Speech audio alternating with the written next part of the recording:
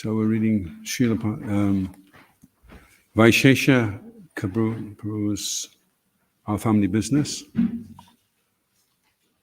starting with the foreword. The gratitude I feel toward the author of this book, Vaishesha Prabhu, surpasses the ability of my words to do it proper justice, and yet that gratitude becomes enhanced in quantity and quality when I consider the joy and satisfaction our family businesses unquestionably providing to Srila Prabhupada, in whose eternal divine service this work has been written. Srila Prabhupada surely sees what even I can see, that this book is a kind of potent seed which, being broadcast and cultivated in the fertile fields of ISKCON, will produce its super abundant fruit. And family, indicated by the title of this book, is Lord Brahma. He is also the deputed creator of our universe. The knowledge, theoretical and practical, enabling him to create, had been instilled in him prenatally by the Supreme Brahman. Consequently, Brahma is known as Veda Garbha, impregnated with the Vedic knowledge from his very birth, or a Vedantist from the embryo. Iconographically, Lord Brahma's inviolable possession of Vedic knowledge is signified by the book grasped in one of his hands. So Lord Brahma is the original book distributor. However, Srimad Bhagavatam relates Brahma felt unfulfilled with merely creating the cosmos. After all, it is just a big prison, a penitential dwelling for the numberless fallen souls. Lord Brahma didn't want to be a mere jailer. He knew that the prison was meant for its inmates' rehabilitation and release, and he was eager to participate in that effort. Receiving further empowerment from Lord Krishna, Brahma inaugurated his special project by imparting potent knowledge to his son Narada Muni, who set out to distribute that knowledge throughout his father's vast creation. This is how our family business got started, endlessly traveling everywhere. Narada Muni, the eternal spaceman, went out on Sankirtan. Haribol! Shri Hariram Sankirtan Book Distribution Ki Jai. Om Namo Bhagavate Vasudevaya. Om Namo Bhagavate Vasudevaya. Om Namo Bhagavate Vasudevaya. So we're reading from the Srimad Bhagavatam, Canto 5, Chapter 18, entitled The Residents of Jambudvip Offer Prayers, and this is text 33. Yasmin Asankhya Vishesha Nama Yasmin Asankhya Vishesha Nama Rupakrito Kavibi Kalpitayam Rupakrito Kavibi Kalpitayam Sankhya Yaya Tattva Drishapaniyate Sankhya Tattva Drishapaniyate Tasmai Nama Sankhya Nidashanaya Te Iti Tasmai Nama Sankhya Nidashanaya Te Iti Yasman Ashankeya Visheshanama Rupa Krito Kavibi Kalpiteya Sankhya Tattva Drishapanayate Tasmai Nama Sankhya Nidashanaya Te Iti Yasmin Asankheya Visheshanama Rupa Krito Kavibi Kalpiteya Sankhya Tattva Drishapanayate Tasmai Nama Sankhya Nidashanaya Te Iti Bolo Yasmin Ashankheya Visheshanama Rupa Krito Kavibi Kalpiteya Sankhya Tattva Drishapanayate Tasmai Nama Sankhya Nidashanaya Te Iti Sankhya Visheshanama Rupa Krito Kavibi Kalpiteya Sankhya Tattva Drishapanayate Tasmai Nama Sankhya Nidashanaya Iti Ladies, lady. Yasmin Sankhya Visheshanama Rupa Krito Kavibi Kalpiteya Sankhya Tattva Drishapanayate Tasmai Nama Sankhya Nidashanaya Iti Yasmin, in you the Supreme Personality of Godhead, Asankhya, innumerable, Vishesha, particular, Nama, names, Rupa, forms, Akrito, possessing bodily features, Kavivi, by great learned persons, Kalpita, imagined, Iyam, this, Sankhya, number, Yaya, by whom, Tattva, of the truth, Drisha, by knowledge, Apaniyate, is extracted, Tasmai, unto him, Namaha, respectful obeisances, Sankhya Nidashanaya, who is the revealer of this numerical knowledge, Te, unto you, Iti, thus. Translation. O my Lord, your name, form, and bodily features are expanded in countless forms. No one can determine exactly how many forms exist, yet you yourself, in your incarnation as the learned scholar, Kapila Dev, have analyzed the cosmic manifestation as containing 24 elements.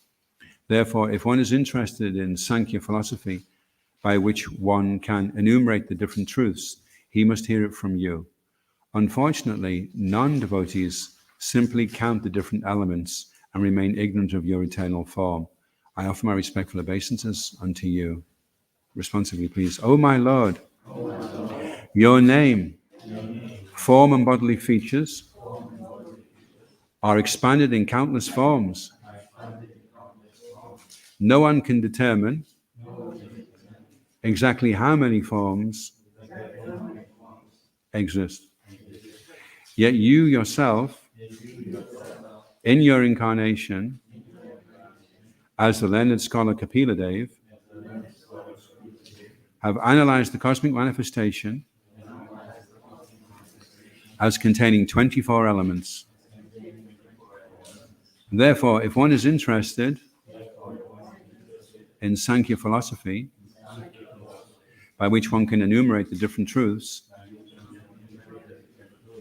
he must hear it from you. Unfortunately, non-devotees simply count the different elements and remain ignorant of your actual form. I offer my respectful obeisances unto you. Prabhupada, Srila Prabhupada ki jai. Philosophers and scientists have been trying to study the entire cosmic situation and have been theorizing and calculating in different ways for millions and millions of years. However, the speculative research work of a so-called scientist or philosopher is always interrupted when he dies, and the laws of nature go on without regard for his work.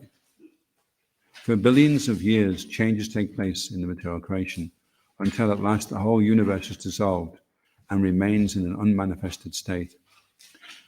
Constant change and destruction, bhutva praliyate, is perpetually going on in nature. Yet the material scientists want to study nature, natural laws, without knowing the Supreme Personality of Godhead, who is the background of nature. As stated in Bhagavad Gita 9.10, Madhyakshena prakriti suyati sacharacharam hetunanina konteya jagad viparivartate. This material nature is working under my direction, O son of Kunti, and is producing all moving and non-moving beings. By its rule, this manifestation is created and annihilated again and again.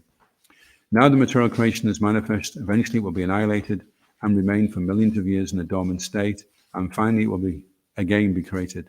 That is the law of nature. Om Jnana Timirandasya Gananjana Shalakaya Chaksharan Militam Yena Tasmai Shri Gurave Namaha Shri Chaitanya Manobhustam Sthapitam Yena Bhutale Swayam Rupa Maya Dadati Swahabadantika Jaya Shri Krishna Chaitanya Prabhu Nityananda Shri Advaita Gadadha Shri Vasari Gaurabhaktarinda Hare Krishna Krishna Krishna Hare Hare Hare Rama, Rama Rama, Hare Hare. Vanchikalpatrubhishya kripasindhubhyevacha Paditanam bhavanebhyo Vaishnavebhyo namo namaha. Thank you very much. Oh my Lord. So the residents of Jambudvipa are offering prayers. And in this particular prayer, they're saying how the Lord has many forms, and they can be analyzed into, the elements can be analyzed into 24, and those interested in Sankhya philosophy can enumerate the truths. And non-devotees simply count the different elements and remain ignorant of your actual form. I offer my respectful obeisances unto you. And then Prabhupada saying in the purport that philosophers and scientists have been trying to study the entire cosmic situation and have been theorizing and calculating in different ways for millions of years. So I thought that was interesting that just say, for instance, a scientist did happen to calculate the actual truth. Some scientist stumbled across the truth and he counted the elements and, oh, look, there's 24 elements and therefore there must be a God, and he's probably a cowherd boy and plays a flute. Even if he did stumble across the truth, the other scientists would refute it and say, no, that's not right. And they'd come up with some other theory. So even if they did come across it, they would just abandon it after a certain period of time. And then even if they did come across it and they all agreed that Krishna was the absolute truth, Prabhupada says that eventually everything's annihilated, and then for millions of years it lies in a dormant state. So there's no lasting benefit from materialistic society. So we're very fortunate because we're being given a glimpse into the spiritual world by the grace of Lord Brahma, the original book distributor. And he asked his son to go on traveling Sankirtan. So Narada Muni decided that was a good thing to do. And so he went not just into one universe, but all over. So we're following in the footsteps. That's our family business, to print the book, distribute the book, and then most importantly, to assimilate the information that is in the book. So that is because if you properly assimilate the information in the book, then you'll come to the conclusion that this needs to be shared. I need to give up my selfishness. I need to give up my own salvation. Those who are interested in their own salvation are like the Jnani. The Jnani doesn't want any hassle, doesn't want any problems, any difficulty. He just wants to merge into the Brahman and become free of any anxieties. So this is the Jnani's conception of liberation. But for the devotee wants to share this knowledge with others. If he assimilates the information properly, then he understands how wonderful it is, this opportunity that's being presented, and he wants to share that with others. And that's how he repays the debt of being given. Most of us came to Krishna consciousness because we were given a book. So the only way to repay the debt for that is to go and give the book to somebody else. And the more you give the book, then the more you repay it. It's kind of an unlimited debt, really. So you'd have to distribute unlimited amounts of books.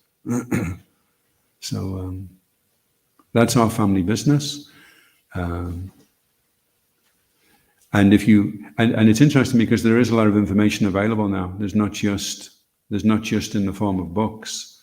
How many people look on Google every day to check out some facts about things? People have a lot more resource now, a lot more access to information. But increase of information doesn't necessarily mean increase of knowledge. And the Bhagavad Gita explains that besides these, in the 13th chapter, text 8 to 12, there's a list of all the symptoms of knowledge. And it's interesting: humility, pridelessness, perception of the evil of birth and death, looking for a bona fide spiritual master. So how many people that go through the educational system come out with these types of qualities? And Krishna says, besides this, whatever there may be, is ignorance, is ignoring me, ignoring my presence and your relationship with me. Anyway, it's not that we're aggressively confrontational with people about the truth, because people are in their own way trying to tread the path toward truth in their own way. So for the book distributor, his skill and ability is in being able to enhance people's appreciation of the truth and help them to see that there's more to the truth than what they're seeing, and to confirm what they've already understood about the truth. But their understanding of the truth is partial, and we'd like to increase that and broaden it, expand their vision so they can become more aware, not just of what's going on in their immediate environment. And there's so much confusion now about what is going on in the immediate environment. So many different theories are circulating right now about what is actually going on. It's like a crowd of people, and one standing up and saying, "I know what's going on," and they all turn to him, and then another one stands up and says, "No, I know what's going on." And another one says, "No," and then eventually everyone does it. Everyone stands up and says, "No, I know what's going on," because everyone's opinion is as good as everybody else's. So this is your opinion. But then what's it founded upon? The same information can be taken in a different way, and it can mean something else. Well, maybe they're doing it because of this, or maybe they're doing that because they want you to think that they're doing it because of this, but actually they're doing it because of this. And then it becomes very convoluted, And really nobody knows. And the whole process of knowledge is not to become very expert in analyzing the interaction of the material elements. The whole process of knowledge is to extricate yourself from what's going on around us, not to become implicated in what's going on around us. If we become more embroiled in the material energy, then that's not education, that's cultivation of ignorance. It's like going into the hospital and you're in a real mess. You've just been hit by a steamroller, and then they start saying, well, maybe we could pull this bit a bit further apart, and maybe we put your leg over in ward 3, and we'll put your arm in ward 2, and we'll spread this out, and we'll stretch this out here. So then it just becomes more and more of a difficult situation for you. Knowledge is the real idea with knowledge is that as you become more and more aware of the truth, you're able to become freer and freer of illusion, and freer and freer of attachment to illusion. But in the beginning stages, when people first receive a book,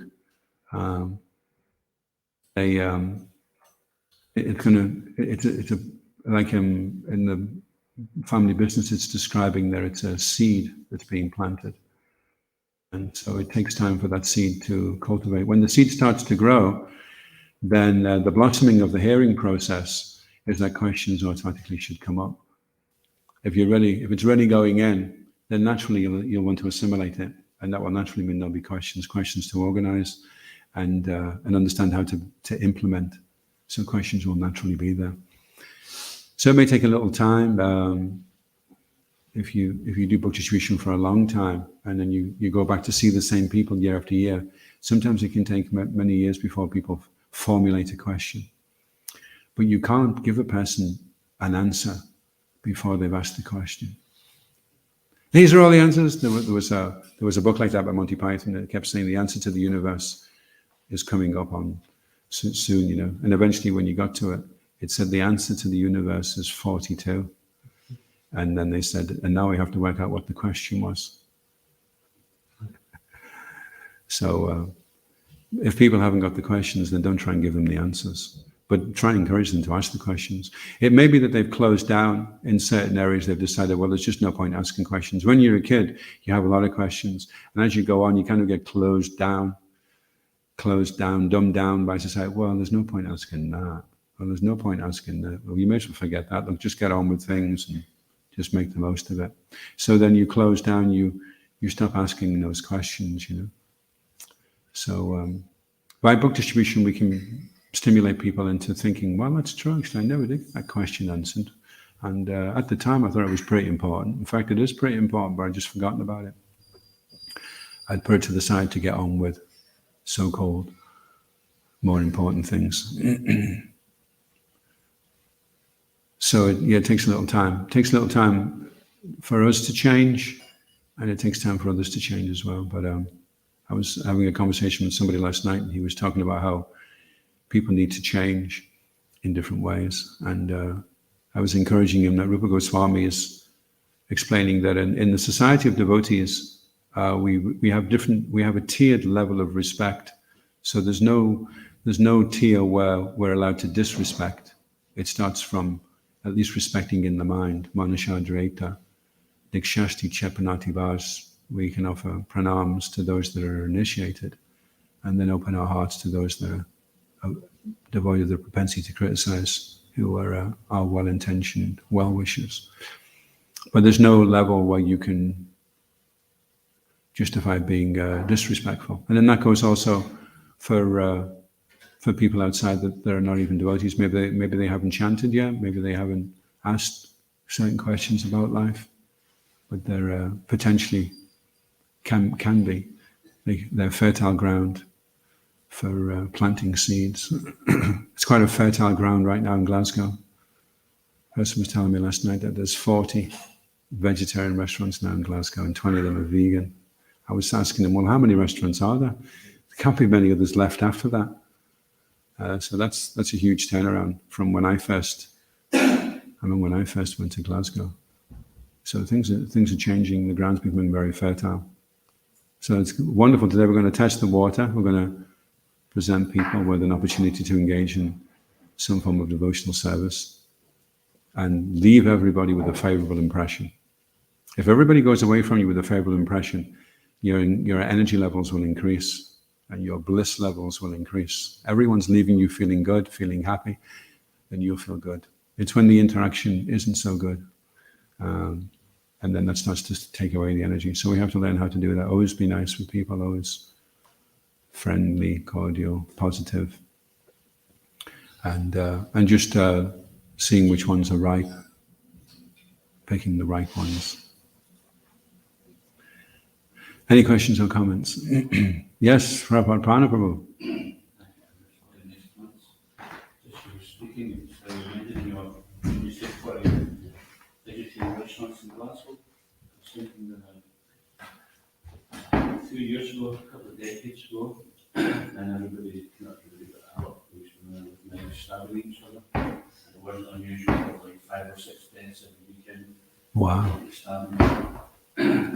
But now it's become one of the top vegan and vegetarian places. And Prabhupada said that anything good which happens in society is a direct result of the Sankar movement. And looking at the concentrated effort of book distribution which went on in Glasgow for many decades, then I think we can safely attribute that even though the Varnashram system may not officially be set up, the Brahmins are out there distributing knowledge to people, which is changing their hearts. So now they're not thinking about who they're going to start, they're thinking about what they're going to eat. So that's you start rather than saying that even if people become vegetarian, this is wearable fruits, so this is also combating climate change, small steps. We can save the world and change the world. Yeah. It is getting warmer as well. Funnily enough, the further up north, the warmer it gets, which is amazing, how these changes are taking place. And the ability to perceive. You see, you wouldn't know that the changes were taking place if you discontinued the process of Krishna consciousness. So part of the process of Krishna consciousness means you have to stick it out. You have to hang around to see it happening. And it's maybe not happening as fast as you'd like it to. Or maybe it's happening faster than you can perceive it. There's a lot of different things that are taking place. And also as a yatra in Scotland, we went through one era where we were, it was full on book distribution. I remember Chaitanya Ananda, who was Charo at the time, and he was asking me to get the box down for him. We were in, I don't know how we got away with that actually, because it was always an area we used to have, but for some reason, like at Christmas, we used to be able to go down. And we had the books, it was 4 or 5 titles, and they were stacked all just outside, was it that shop, the Trinity Shopping Centre. And Chaitanya Ananda comes to me and says, Farooq, I ran out of books, can you get that box down for me? Because he was a bit short. Chaitanya Ananda. So I had to take the box. There was that many, must have been like 12 or something, and there was 5 of them, 5 stacks of them. And at the end of the day, they were all empty. And the books were just going out like, and it was creating such a good atmosphere that there was like, everybody was feeling, well, this is a good thing that's going on. Nobody was feeling like they were getting ripped off. It was just like such an amazing energy. There was a real mood of giving, and then it was just getting more and more. And then it's at the end of the day, it was like, oh no, we didn't want to go. We had to drag ourselves off the street at 6 o'clock so that we could be back again the next day. So that was one era that we went through as a yatra. And I was just reading. Well, we're in a section. Oh, I'm reading now actually the 4th canto of the Bhagavatam. So it's about how there was a sacrifice, and then everyone started fighting with everybody. But then afterwards, everyone made up. They actually got a new head, and everyone was happy. And then Vishnu appeared. So once they went through what seemed like chaos, then they made up, and they were on good terms with each other, and the relationships were good. And then they did the yajna, and then Vishnu appeared from the fire. So that's what we're doing today. We're gonna be engaging in the yajna, and we want Vishnu to appear. We want to see Krishna. We want to feel his presence by performing that yajna, because Srila Prabhupada is very, very pleased when he sees this going on. I remember when I first joined, actually, I was in Sauchiehall Street in 82. It was the first marathon. It was kind of an emergency marathon. So we'd all been pulled out. I was supposed to be on the Bhakta program. And so that got discontinued.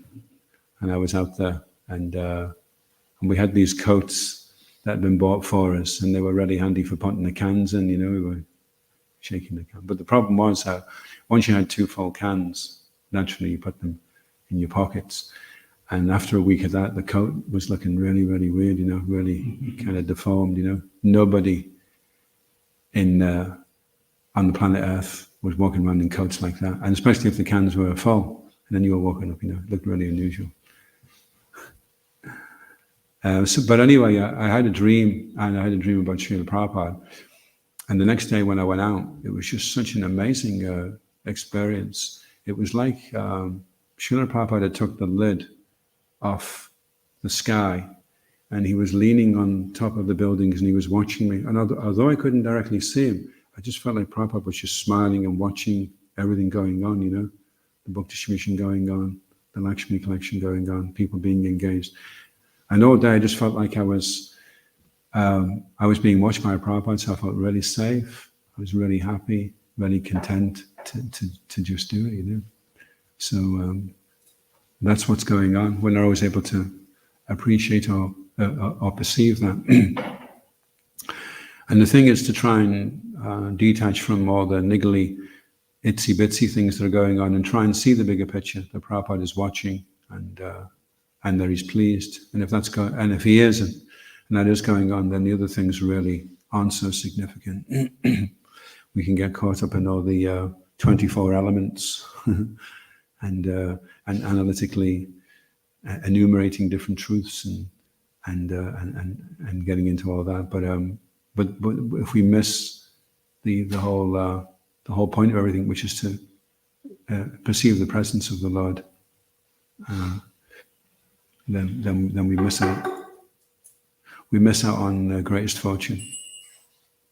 Shishi Kodanitai Maya Poshashi Ki Jai.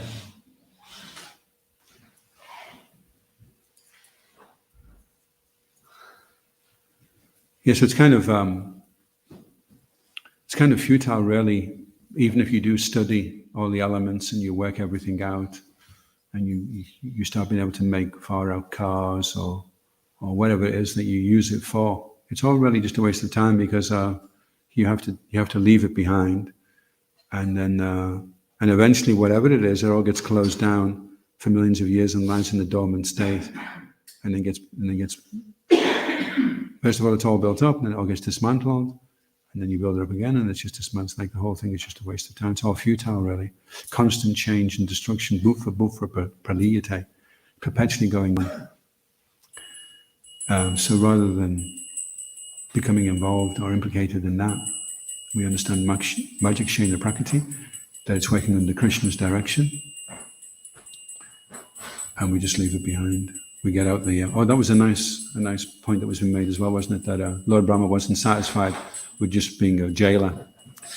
You could run the prison really nicely. Everyone's in their cell. And the cell is the particular body. Those that are in... what do they call it when they're in a straitjacket? So they're in the lower form of life, so their freedom is really restricted. And then as they get better, they go up into cells where they can have a vase of flowers and a nice view out the window, but they're all in the jail. And then Lord Brahma was thinking, well, that's nice, but the real thing is I'm trying to rehabilitate so that they don't have to come back into the jail again. That would be a jailer's satisfaction, isn't it? That the system is working, people are coming in, they're becoming good boys, and they go out and they're nice to everybody. So that's the whole point. Any other questions or comments? Yes, John. I'm just going on to where Prabhupada Prana was saying the changes Yeah. to the Sankirtan. I've seen a few myself, and I'm asking you this question, Adhoksaja. Because there's been so much fear generated through COVID, people have seen the instability, and there's so many people died, millions are dying, thousands are. I'm feeling that there might be a collective conscience, people saying, we've done something wrong. As it lies as dormant in people's mind, we must be doing something terribly wrong because everything's going to chaos. There's an underlying coming to this in people. So therefore, going out now in the books, it's a good time. It couldn't be a better time. I'm feeling myself that the people are thinking, oh wow, we need something, we need something. And they're not just so quick to dismiss any religion, any religion. So I'm feeling that the amount of books that went out, the yoga associations, the vegetarianisms are all good groundswell for the devotees at this time. And one other thing is, 5 to 6 years ago, you couldn't, or maybe say 10, you couldn't have challenged a Christian with vegetarianism. But in the last 3 or 4 years, they've came to me when I've met them, which I have, and I've said to them, listen, don't waste my time, you're not going to get away with this, it's not in your scripture. And they're actually acquiescing, they're going, I'm right. Yeah. They're actually going, yeah, they're right. About the last half dozen that I've had a wee spat with, they've actually backed off quite, yeah, you have to admit, yeah, I think they're right. So that is a massive step. Yeah. You know, when you think about it, for the Christians to start to admit to us, yeah, I think you're right, we have to think about not killing the animals. What was the question again, John? The question was, do you think that there is because people have suffered so much, that they're starting to look for alternatives or are prepared to accept things, religions, They may, per se? they may. And that's not so much in our hands. Our job is to go out and give them an opportunity, and we're soldiers in the field. So the big generals, they're working out the strategies, the books, and so we go, and we maybe get a glimpse in terms of how the plan is unfolding. We know for definite that in every town and village, Krishna's name will be heard. We know that because Lord Chaitanya said it, so it's going to happen. It will happen. We just don't quite know how it's going to manifest. So yeah, it's hard. It's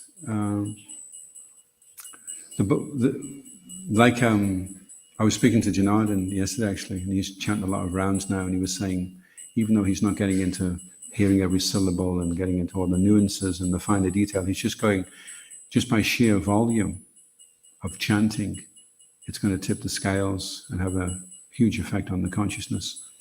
So in the same way, just by sheer volume, the amount of books that are sitting out there, and the books have a special energy.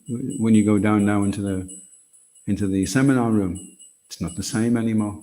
It's like this deity is there. It's a different, there's a stillness in the air, a kind of an excitement that's there. And it's the same, I went down to count the books. As soon as you start touching the books and counting the books, you connect with a different energy.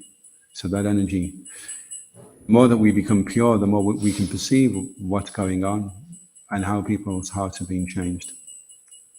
People may not want to outwardly make a declaration, that I'm really reading these books and I'm really interested and it's fantastic. They may not want to, a lot of people won't be doing that. They'll be chanting secretly and reading secretly and appreciating us from afar. So it'll be hard to see what's going on. But we know that if those books are out there and that energy is there, there's one sitting on a bookshelf, then it's having a purifying effect on the whole environment. And at one time we went through an era where it was volume, sheer volume. That's what we were really focused on, just get them out. And now we're getting a little bit older, a little bit longer in the tooth, and now we're looking, okay, now we need fresh people coming up, and we want to look after these people and help them. And whatever difficulties we've experienced in practicing Krishna consciousness, we want them to be able to avoid having to make those same mistakes and come on faster and better. So that's what when we're going out now to distribute books, we should be looking also, okay, who's ripe, who's ready to, who should I keep in touch with, and can this person come forward in the future and do something substantial for Krishna consciousness.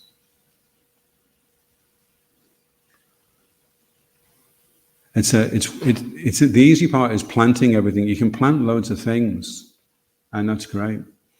But then the cultivation and the utilization of the harvest is the real thing. You see, it's easy to just we could all go out now and just throw them everywhere.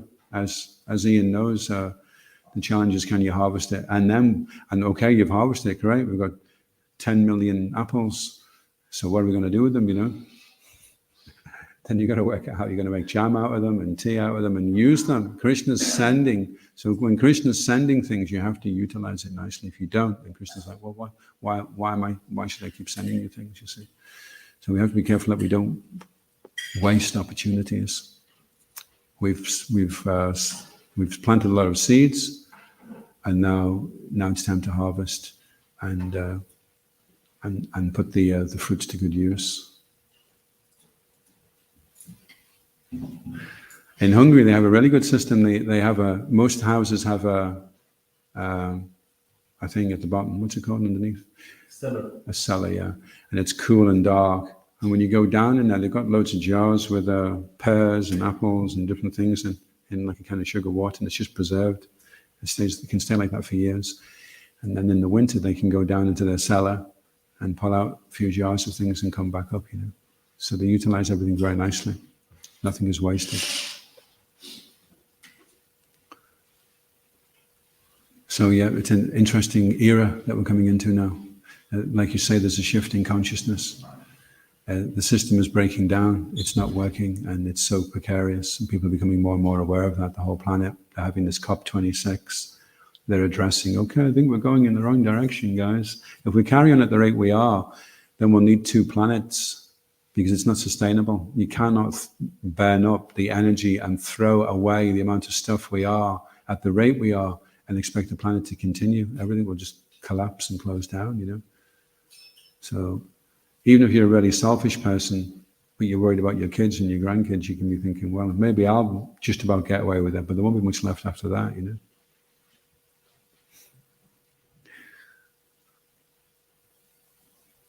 And then they're looking to go into outer space. Okay, we've trashed this planet. Let's see where we can go now and go and trash that.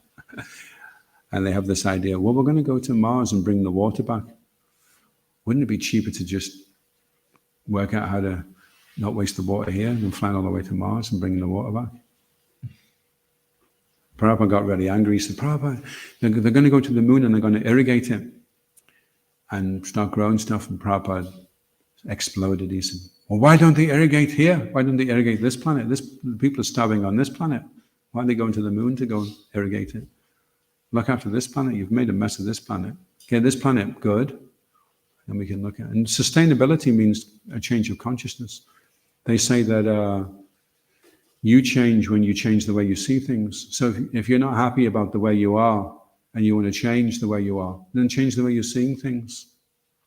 And that's what we're hoping to do with people in general, get them to change the way they are seeing things. If they see them differently, if they see a cow, if they come here and they see our cows, if they bring their kids and the cows and the kids are stroking the cows and liking the cows and then going back, and then they say, what's that on the plate? Oh, remember that cow? Well, that's a piece of it on the plate. They're not going to want to do it, are they? It'll change the way they see things, and then it'll change the way they are. And that's what the books are meant to do, to change the way people are seeing things, to see that there's a bigger picture, that there is more than just, gratify your senses and don't worry about tomorrow. Just this kind of disposable society. People even like to take pride that, when they're eating, if they can leave a bit on the plate, it shows they're cool, so they're eating in some restaurant and they can leave half of it. And that shows that they're, this whole idea that wasting things means you're affluent, means you're successful, because you can afford to just throw things away. So we want to change so that people don't think, that people think it's cool to live in harmony with nature, that people think it's cool not to waste things, that people think it's cool to be compassionate and kind and caring and thoughtful of the consequences of your action. That's starting to become now the cool thing,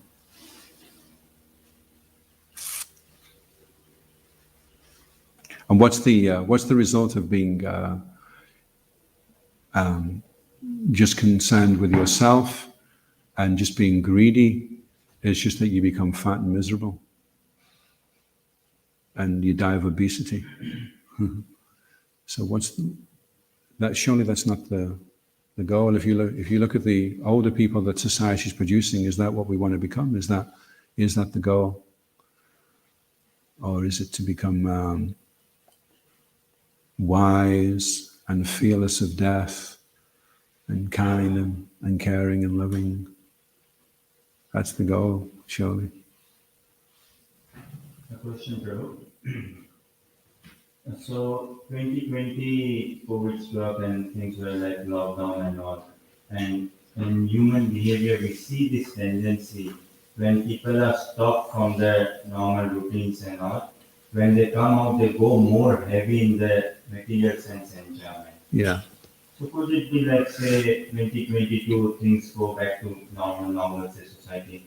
And could it be, we could be saying, okay, people are going more into drinking, which they were kind of stopped from going into pubs and clubs for some time, more movies and more into illicit sense gratification. Yeah. Okay, well, the first thing is, things won't go back to normal because things were never normal in the first place. And the normal is just it's just that kind of romantic idea that things were always better in the good old days. But normal wasn't very normal when it was normal. And normal would be something else completely different. So hopefully that's what this is the precursor to they had this worry that people would kind of go the other way then, that once they've been restricted for a certain period of time, that when you release the restrictions, then they go wild, they go completely the other way. And then they've been forced to renounce, and then when they go out, then they really overindulge, they really overdo it. Of course, then the pendulum swings again, that when they really, really overdo it, then they really, really become disgusted, and then they really, really want to renounce. That's called boga tyag. They get into it, they gross out, and then the more they do that, the more then it swings the other way, and they become. But it just keeps going backwards and forwards. So the idea is to come to the point where we can be controlled and regulated. So we don't know. We'll find out today. And devotees are telling us in other places that are going out that the field is good, that people are receptive. So we can find out directly. We'll be putting our fingers on the pulse today and seeing how people are. And also you've been out, John, haven't you?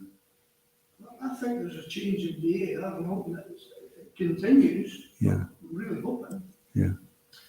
But I also always believe about this book distribution. There is nothing better that you can do. Nothing. Absolutely. What's interesting, for a little while before everything happened, in March 2020, we were doing a Weekend Warrior. It was interesting to see how people are affected by the Hari Nam, just being near because we had like a little book table and some devotees would be doing kirtan. And then the further away you wandered from the sound vibration till eventually it was inaudible, it was a direct different interaction with someone than when they were close, when they could hear the sound vibration. So people are very affected. And Vaisheshika was making that point as well, that they're open to suggestions. That's why advertising is so powerful, because people don't really know what they want, so they're open to suggestions,